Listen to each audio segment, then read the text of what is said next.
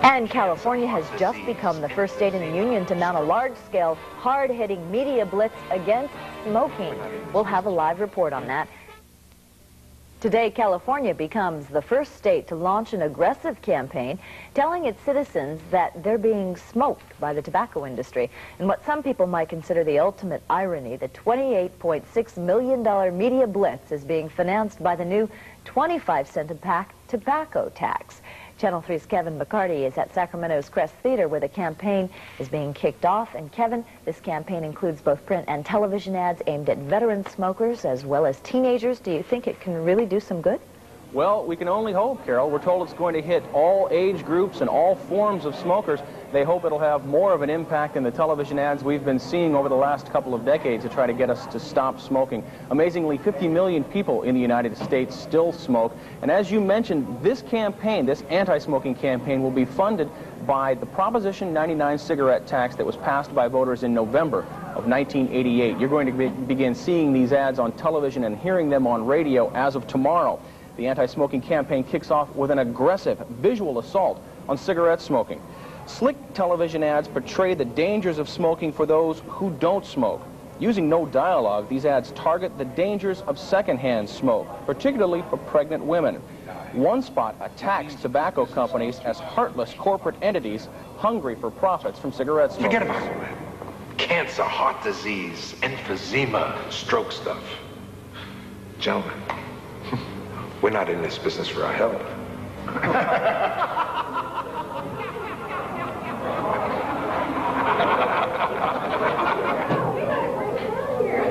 Those are just some bits of the ads you're going to be seeing starting tomorrow. As this campaign rolls along, there'll be some ads aimed at younger smokers, minority smokers, just about every group that touches a cigarette, especially the younger kids who they believe the campaign is trying to keep them away from becoming new smokers. Now, what they're doing today is screening the ads. A few of the ads you've just seen will be screened here, and as I mentioned, you'll be seeing them tomorrow. Carol and Don? All right, Kevin, thanks very much. Enjoy the screening, and we'll hear more from you later at 5 tonight.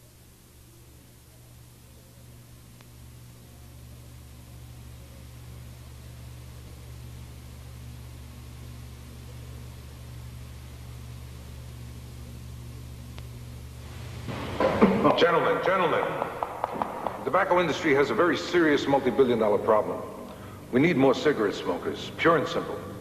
Every day, 2,000 Americans stop smoking, and another 1,100 also quit. Actually, technically, they die. That means that commercials like this soon are going to be seen all over California. It is a new anti-smoking campaign approved by voters and funded by a tobacco tax. Hello, I'm Stan Atkinson. Coming up, a new assault in the cigarette war and the controversy that may create. It's 5 p.m. and you're watching KCRA TV, where the news comes first.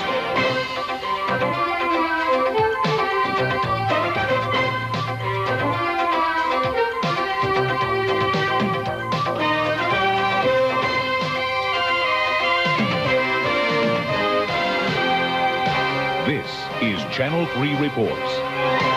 At the top of the news tonight, it's a new campaign to get you to give up this, cigarettes, and to try to convince non-smokers not to even start. It is a multi-million-dollar media blitz that is going to hit California's radio and television stations beginning tomorrow. And it's also a first-of-a-kind campaign because it is funded by California's new cigarette tax.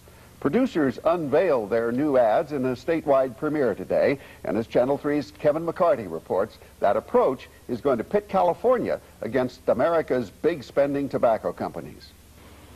Gentlemen, the tobacco industry has a very serious multi-billion-dollar problem.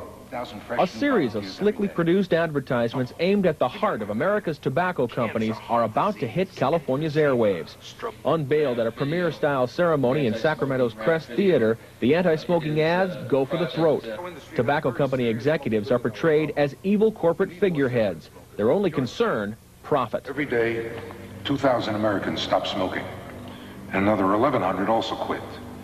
Actually, technically, they die. It's a combination of a health message along with painting the tobacco companies as the enemy, and frankly, that's what we think they are. Gentlemen, we're not in this business for our health. California's Department of Health Services is throwing more than $28 million into the campaign. Much of it comes from a 25-cent cigarette tax resulting from the passage of Proposition 99 a year and a half ago. This is less than 1% of what the tobacco industry spent in 1988 to advertise and promote tobacco use in this country. Strong visual messages dramatizing the dangers of secondhand smoke begin airing this week. Produced by the same firm responsible for the famous frying egg anti-drug spots.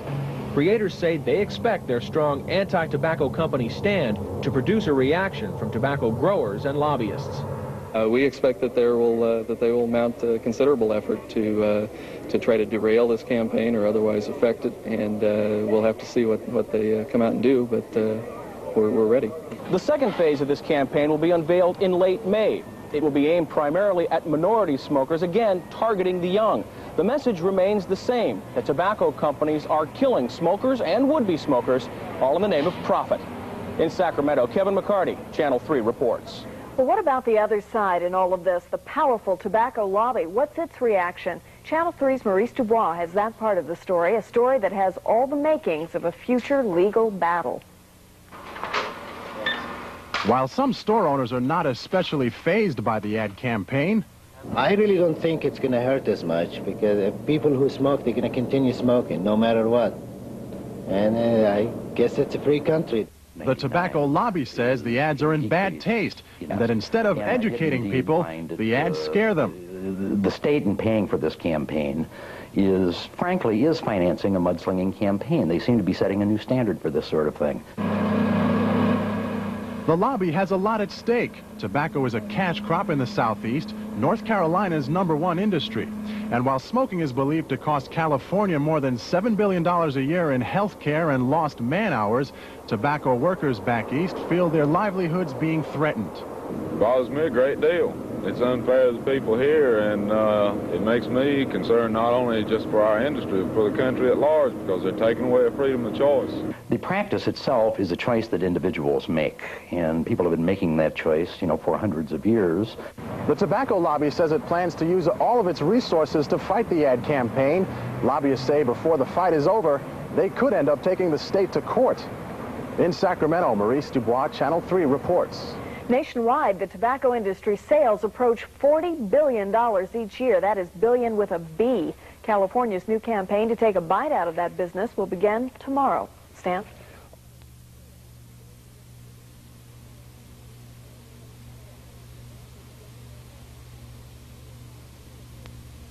A campaign aimed at California's smokers hits the airwaves tomorrow. The multi-million-dollar media blitz portrays tobacco company executives as money-hungry profiteers. More than $28 million will be spent on the campaign. Most of the money comes from Prop 99. You remember that as the cigarette tax referendum approved by voters in 1988. Now, producers of the spot say they want to paint tobacco companies as the enemy, and they are expecting a reaction. The tobacco companies spent some $20 million trying to defeat Proposition 99 in the first place. We expect that they will mount a considerable effort to try to derail this campaign or otherwise affect it, and we'll have to see what they come out and do, but we're ready. The ads are produced by the same firm that created those famous frying egg anti-drug spots. The anti-smoking ads begin airing tomorrow.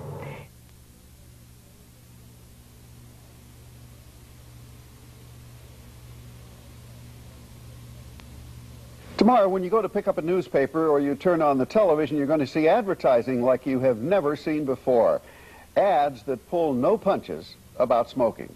They are aimed at getting people to stop smoking, and it's all being paid for by the state's new tobacco tax. Every day, 2,000 Americans stop smoking, and another 1,100 also quit. Actually, technically, they die. The ads use more than humor and bluntness to make their point. They also attack the tobacco industry and its marketing practices. So it's a combination of a health message along with painting the tobacco companies as the enemy, and frankly that's what we think they are in this campaign. The anti-smoking campaign has cost $28 million. It'll run for more than a year with a goal of cutting smoking in California by 20%. Today's the first official day of this state's campaign against smokers, and we'll show you how California's war against the tobacco industry is faring so far. A new media campaign hit the airwaves of California today. It's all about anti-smoking, aimed at the tobacco industry and paid for by those who like to light up. Here's Diane Diaz with more. The tobacco industry has a very serious multi-billion-dollar problem. We need more cigarette smokers, pure and simple. The state health department is banking that commercials like this will stop people from smoking. So forget about all that heart disease, cancer, emphysema, stroke stuff. We're not in this business for our health. Yes, we are launching an unprecedented, publicly funded health education campaign. It's direct, it's forceful, and yes, I expect it's going to be controversial. The ads are targeted at young people and minority groups, and they make a point of portraying non-smokers as victims of secondhand smoke. We want people to see what tobacco use really is. It's dumb, it's dirty, and it's deadly. The media blitz starts tomorrow with TV, radio, and print ads. The cost, nearly $30 million. Who's paying for it? Smokers. The money comes directly from cigarette taxes. That tax of 25 cents per pack was approved as Prop 99 by California voters. But will the ad campaign really get people to give up smoking? It would, because I'm looking towards that way. I want to be healthy, and I want to help the environment stay healthy. So that's why I plan on giving up. I like to smoke after I eat, and it's a habit, and I probably won't change it, not unless I get cancer or something. I feel bad about smoking, and I like to quit, and maybe I should quit now. The tobacco industry claims the ads have gone too far. A spokesman for the industry says the ads appear to be venting anger at the tobacco industry rather than educating youngsters about the dangers of smoking. The anti-smoking campaign will run through June of next year. Diane Diaz for NBC News.